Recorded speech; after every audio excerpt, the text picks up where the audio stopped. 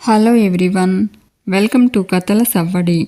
ఈ వీడియోలో నేను అందమైన ముగ్గు వేస్తూ మీకు ఒక ఆసక్తికరమైన కథను షేర్ చేస్తున్నాను. శృతి ఫస్ట్ నైట్కి రెడీ అయ్యి జగదీశ్వరితో నా లైఫ్ని నేను సెట్ చేసుకుంటాను, నా గురించి ఎవరూ వరీ అవ్వాల్సిన అవసరం లేదు అని చెప్పడంతో జగదీశ్వరి బెస్ట్ ఆఫ్ లక్ అంటూ శృతిని హక్ చేసుకుంటుంది.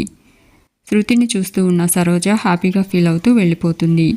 జగదీశ్వరి చంద్రకళా శాలినితో ఆ అబ్బాయికి కావాల్సినవి కూడా చూసుకోండి, అడగడానికి ఇబ్బంది పడతాడేమో అంటుంది. చంద్రకళ అలాగే అత్తయ్య అని చెప్పి వెళ్ళిపోతుంది. శాలిని శృతితో నీ కర్మ అని చెప్పి వెళ్ళిపోతుంది. కామాక్షి ఇప్పుడైనా వద్దని చెప్పుండాల్సింది కదా అని శృతిని అడుగుతుంది. శృతి లేదమ్మా, మా ఇద్దరిని కలపాలన్న మోటోతోనే అత్తయ్య ఉంది. నేను కాదంటే తప్పు నా వైపు ఉండిపోతుంది. నేను లైఫ్ లాంగ్ అందరితో మాటలు పడాల్సి వస్తుంది. తప్పు ఆ జలరాజ్ గాడిదే అని ప్రూవ్ చేసి వాడిని నా లైఫ్లో నుంచి తరిమేయాలి అంటే నేను ఇలాగే నటించాలి. నా వీక్నెస్తో వాడు ఆడుకున్నాడు కదా, ఈరోజు నేను ఒక ఆట ఆడుకుంటాను అని చెప్తుంది శృతి. ఇక జలరాజ్ ఫస్ట్ నైట్కి రెడీ అయ్యి మిర్రర్లో చూసుకుంటూ ఉంటాడు. అందగాడివి రోయ్ నువ్వు, ఫస్ట్ నైట్ అనగానే ఫేస్లో గ్లో ఇంకా పెరిగిపోయింది రోయ్. ఇన్ని రోజులు నీ మాటల పవర్ చూపించావు, ఈరోజు నీ చేతల పవర్తో శృతిని పూర్తిగా నీ వశం చేసుకో అని అనుకుంటూ ఉంటాడు. సరోజ రే జలరాజు నీ పంట పండిందిరా అంటూ జలరాజ్ దగ్గరకు వస్తుంది. జలరాజు మనకు పొలం ఎక్కడుందే పంట పండడానికి అని అడుగుతాడు. సరోజ తింగర వెదవా, నేను చెప్పేది పొలంలో పంట గురించి కాదురా. ఆ శృతి శుభకార్యానికి సరే అంది, కానీ ఏ నిమిషంలో మనసు మార్చుకుంటుందో అని కంగారు పడ్డాను. కానీ శృతి వాళ్ళ అత్తయ్య మాట ప్రకారం ఒప్పుకోలేదు, నిజంగా నీతో కలిసి బ్రతకాలని ఒప్పుకుందంట. ఇందాక వాళ్ళ అత్తయ్యతో మాట్లాడుతుంటే నేనే విన్నానురా. ఇక నువ్వు తన లొంగ తీసుకోవడానికి కష్టపడాల్సిన పని లేదు, ఈ కార్యం సాఫీగా జరిగిపోతుంది అంటుంది. రాజ్ హ్యాపీగా ఫీల్ అవుతూ ఉంటాడు. అప్పుడే చంద్రకళ కండువా తెచ్చి రాజ్కి ఇస్తుంది. ఏంటి ఇద్దరి మొహాలు సంతోషంతో వెలిగిపోతున్నాయి అని అడుగుతుంది. ఇది నీ జీవితం, దాన్ని నిలబెట్టుకోవడం చెడగొట్టుకోవడం నీ చేతుల్లోనే ఉంటుంది. నువ్వు శృతిని మోసం చేసి వదిలేయకుండా పెళ్లి చేసుకున్నావు.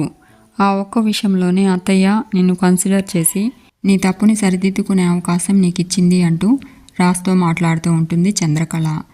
ఇంతలో శాలిని పర్ఫ్యూమ్ తెచ్చి రాజ్కి ఇస్తుంది. శాలినిని చూసిన చంద్రకళ రాజ్తో మాట్లాడుతూ ఇండైరెక్ట్గా శాలినికి వార్నింగ్ ఇస్తుంది. చంద్రకళ రాజ్తో నువ్వు శృతిని బాగా చూసుకుంటే ఇల్లు నిన్ను సంతోషంగా అక్కను చేర్చుకుంటుంది, కానీ స్వార్థం కోసం ఈ ఫ్యామిలీని డిస్ట్రాయ్ చేయాలని ప్రయత్నిస్తే మాత్రం ప్రతి క్షణం అభద్రతాభావంతోనే బ్రతకాల్సి వస్తుంది. నువ్వు డబ్బున్నవాడివని శృతి, తనకు ఆస్తి ఉందని నువ్వు ఒకరినొకరు ఇష్టపడి పెళ్లి చేసుకున్నారు అని చంద్రకళ అంటూ ఉంటే రాజ్ లేదండి, నేను శృతిని మనస్ఫూర్తిగా ఇష్టపడ్డాను అంటాడు. చంద్రకళ అది నువ్వు చెప్పడం కాదు, నువ్వు తనను చూసుకునే పద్ధతిని బట్టి మాకు తెలుస్తుంది అంటుంది. మీ మధ్య ప్రేమ ఉందని మేము నమ్ముతున్నాము, ఆ నమ్మకాన్ని నిజం చేసి చూపించండి అంటుంది. మీ బంధాన్ని ప్రేమతోనే నిలబెట్టుకోండి, అంతేకాని మనసులో కుళ్ళు కుతంత్రాలు నింపుకొని ఈ ఫ్యామిలీని ఇబ్బంది పెట్టాలని, మనుషుల మధ్య గొడవలు పెట్టి విడగొట్టాలని ప్రయత్నిస్తే మాత్రం మర్యాదగా ఉండదు అంటూ ఇప్పుడు నా అభిమానం చూస్తున్నారు, అలాంటి తప్పుడు ఆలోచన చేస్తే నా ఆవేశం ఆగ్రహం కూడా చూస్తారు అంటుంది చంద్రకళ. ఇక చంద్రకళ కిచెన్లో ఉంటుంది. శాలిని చంద్రకళ దగ్గరకు వస్తుంది. చంద్రకళ శాలినిని చూసి ఏంటి నేను ఎక్కడికి వెళ్తే అక్కడికి ఫాలో అవుతున్నావు, నేను ఏదైనా ప్లాన్ చేస్తున్నాను అనుకుంటున్నావా అని అడుగుతుంది.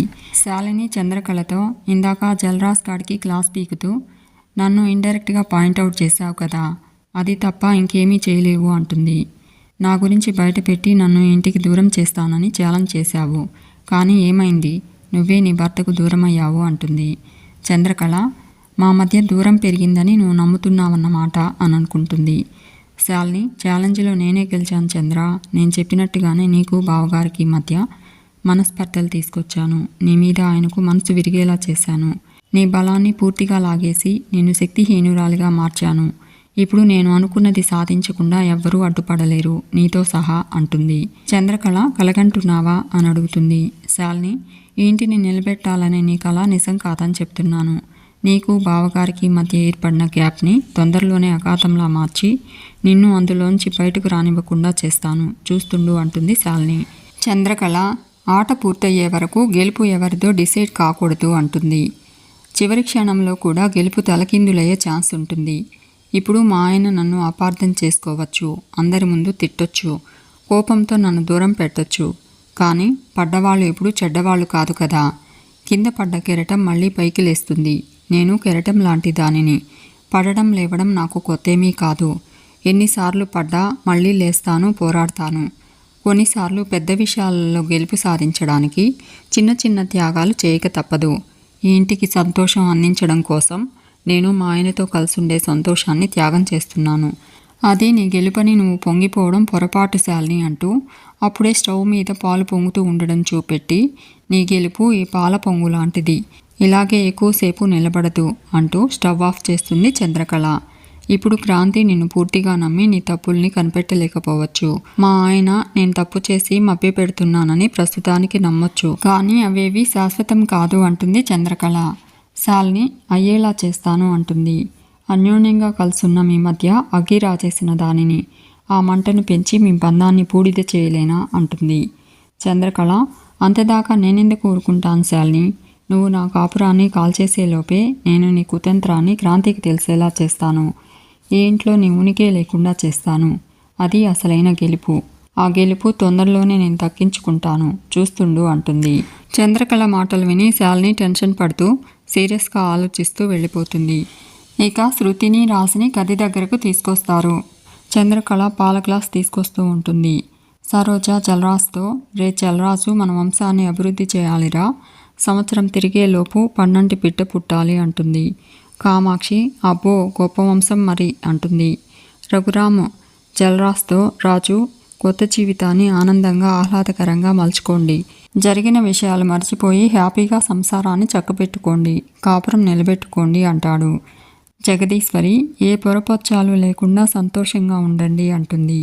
జలరాజ్ మీ ఆశీర్వాదం ఉంటే అన్నీ సాధ్యమేనండి అంటాడు. శృతి జలరాజ్ జగదీశ్వరి రఘురాం పాదాలకు నమస్కారం చేస్తారు. చంద్రకళ పాల గ్లాస్ తీసుకొస్తుంది. విరాట్ చంద్రకళను చూసి కన్ను గీటుతాడు. చంద్రకళ విరాట్కి సైగ చేసి నవ్వుకుంటుంది. శ్యామల జలరాజ్తో, శృతి వస్తుంది, నువ్వు గదిలోకి వెళ్ళు అంటుంది. జలరాజ్ శృతికి కన్ను గీటి వెళ్ళిపోతాడు. చంద్రకళ శృతికి పాల గ్లాస్ ఇస్తుంది. కామాక్షి శృతి సైగ చేసుకుంటారు. అందరూ శృతిని గదిలోకి పంపిస్తారు. రఘురాము ఎవరి గదిలోకి వాళ్ళు వెళ్ళండి అనడంతో అందరూ వెళ్ళిపోతారు. రఘురామ్ జగదీశ్వరితో, మన ఫస్ట్ నైట్ రోజు పవర్ కట్ అయింది కదా అని అడుగుతాడు. జగదీశ్వరి చాలండి, ఇలాంటివన్నీ బాగానే గుర్తుంటాయి అంటుంది. ఇక రాజ్ శృతిని చూసి, బేబీ గడియ పెట్టలేదా అని అడుగుతాడు. శృతి నాకు సిగ్గు బేబీ, నువ్వే పెట్టు అంటుంది. రాజ్ డోర్ లాక్ చేసి శృతి దగ్గరకు వెళ్ళినట్టు శృతి పాల గ్లాస్ చేతికిస్తే ఆ గ్లాస్ పక్కన పెట్టి శృతిని రొమాంటిక్గా హక్ చేసుకున్నట్టు కలగంటాడు. చీ ఇది కళ అనుకుంటూ నిజం చేస్తే పోలా అనుకుని శృతి దగ్గరకు వచ్చి బేబీ అంటాడు. శృతి పాల గ్లాస్ని రాజ్కిస్తుంది. రాజ్ సగం పాలు తాగి శృతికి మిగిలినవి ఇస్తాడు. శృతి ఆ పాలు తాగినట్టు యాక్ట్ చేసి పాల గ్లాస్ని పక్కన పెడుతుంది. రాజ్ శృతితో, బేబీ మనం జరిగింది మర్చిపోయి మన మ్యారేజ్ లైఫ్ని బాగా జెన్యూన్గా లీడ్ చేద్దాం అంటాడు. శృతి అవును బేబీ, మన అసలు జర్నీ ఇప్పుడే మొదలైంది అంటుంది. రాజ్ శృతిని టచ్ చేయబోతూ ఉంటే శృతి నీకో సర్ప్రైజ్ అంటూ చీర కొంగుకి ముడివేసిన చాక్లెట్ని ఇచ్చి, ఇది నార్మల్ చాక్లెట్ కాదు, ఇది తింటే ఫుల్ ఎనర్జీ వస్తుంది, శిలాజిత్ చాక్లెట్ అంటుంది. రాజ్ ఈ మధ్య ఎక్కడ చూసినా ఇదే వినపడుతుంది అని చెప్పి ఆ చాక్లెట్ని తింటూ ఉంటాడు. రాజ్కి నోరు స్ట్రక్ అవుతుంది. శృతి నోరు తెరుచుకోదు, మాట రాదు, అది శిలాజిత్ కాదు, గమ్తో చేసిన గమ్మి అంటుంది. రేపు ఉదయం దాకా నీ నోరు అలాగే అతుక్కుని ఉంటుంది, మినిమం 6 hours పనిచేస్తుంది అని చెప్పి, ఏరా జలరాజు, నాకు డబ్బున్న వాడినని కలరింగ్ ఇచ్చి నన్ను పిచ్చిదాన్ని చేసి పెళ్లి చేసుకున్నావు కదా, ఇప్పుడు ఆస్తి కోసం ప్రేమ అని మంచితనం అని ఓవర్గా బిల్డప్ ఇస్తున్నావు. అవి మా అత్త నమ్ముతుంది కానీ నేను కాదు. ఫస్ట్ నైట్ కావాలా బేబీ? ఇప్పుడు ఆ ఫస్ట్ నైట్ నీ లైఫ్లో లాస్ట్ నైట్ దాకా గుర్తుంటుంది. అరవలేవు, ఎవరిని పిలవలేవు అని శృతి అంటూ ఉంటే జలరాజు వెళ్ళబోతూ ఉంటాడు. శృతి ఆ డోర్ ఓపెన్ అవ్వదు, మా అమ్మ ఆల్రెడీ లాక్ చేసేసింది అంటుంది. నాకొచ్చిన మార్షల్ ఆర్ట్స్ అన్నీ నీ మీద ప్రయోగిస్తే ఇప్పుడు నీ గతేంటి అంటూ మిస్టర్ మాయల మిలేనీర్ శోభనం కావాలా, డబ్బున్న వాడిని అంటావా అంటూ రాసిని ఇష్టం వచ్చినట్టు కొడుతుంది. శోభనం కావాలంట, శోభనం అంటూ బెడ్ మీద పడుకుని నిద్రపోతుంది శృతి. ఇక విరాట్ చంద్రకళతో, ఇంట్లో పాలు లేవా అని అడిగి నువ్వు కూడా పాల గ్లాస్ తీసుకుని రావచ్చు కదా అంటాడు. ఎన్ని రోజులు పస్తులుంచుతావు అంటూ ఉంటే చంద్రకళ ఎక్కువ మాట్లాడామంటే మళ్ళీ స్టోర్ రూమ్లోకి వెళ్ళిపోతాను, ఎలాగూ అందరి దృష్టిలో మన మధ్య గొడవలు జరుగుతున్నాయి కదా, వెళ్ళిపోమంటావా అని అడుగుతుంది. విరాట్ వద్దొద్దు, ఆ కాస్త ముద్దు ముచ్చుడు కూడా కరువైపోతాయి అంటాడు. చంద్రకళ అవును ఇందాకేంటి కన్ను కొడుతున్నావు అని అడుగుతుంది. విరాట్ నువ్వు పాల గ్లాస్ పట్టుకుని వయ్యారంగా నడిచొస్తుంటే ముద్దొచ్చావు అందుకే అంటాడు. అందరిలో ముద్దు పెట్టడం కుదరదు కాబట్టి కన్ను కొట్టాను అంటాడు. అలాగైనా నీ మనసు కరుగుతుందేమో అని ఒక చిన్న ఆశ అంటూ ఉంటే చంద్రకళ ఆశ లేదు దోశ లేదు, ఇంకోసారి ఇలాంటి వేషాలు వేశావంటే అంటుంది. విరాట్ చంద్రకళని హక్ చేసుకుని ఏం చేస్తావు అంటాడు. చంద్రకళ నువ్వు కాన్సన్ట్రేట్ చేయాల్సింది నా మీద కాదు, నెక్స్ట్ టార్గెట్ మీద. క్రాంతికి ఉన్న నెగిటివ్ ఒపీనియన్ మారిపోయేలా చేశాము. నెక్స్ట్ టార్గెట్ నీ మీద కన్సర్న్ చూపించేలా చేయాలి. అది జరగాలంటే క్రాంతి నీతో మాట్లాడడం మొదలుపెట్టాలి అంటుంది. విరాట్ వాడి ఒపీనియన్ మార్చడానికే అందరి ముందు నేను బ్యాట్ చేయాల్సి వచ్చింది. ఇక వాడు నాతో మాట్లాడేలా చేయాలంటే నేను ఇంకెంత టార్చర్ చేయాలో అని భయంగా ఉంది అంటాడు. చంద్రకళ ఏదైనా భరించక తప్పదు బావా, మనం స్పీడప్ అవ్వాల్సిందే, లేదంటే శాలిని మళ్ళీ ఏదైనా స్టెప్ తీసుకునే ప్రమాదం ఉంది. ఇందాక తను నా దగ్గరకు వచ్చి మాట్లాడింది, మన మధ్య గ్యాప్ క్రియేట్ చేసిందన్న ఆనందంలో ఉంది. అది నిజం కాదని తను కనిపెట్టేలోపే క్రాంతిని మన వైపుకు తిప్పుకోవాలి. నాకు నీ సపోర్ట్ కూడా దూరమైందని, ఇప్పుడు నేనేమీ చేయలేనని తను అనుకుంటుంది. తనని అలాగే నమ్మిస్తూ మనం చేయాల్సింది చేసేయాలి.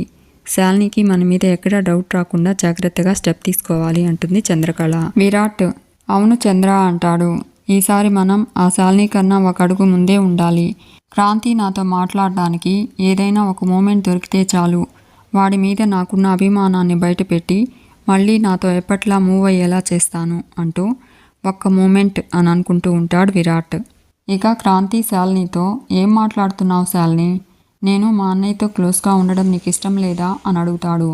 చంద్రకళ విరాట్తో మిమ్మల్ని విడగొట్టడమే శాలిని గోల్ బావా అంటుంది.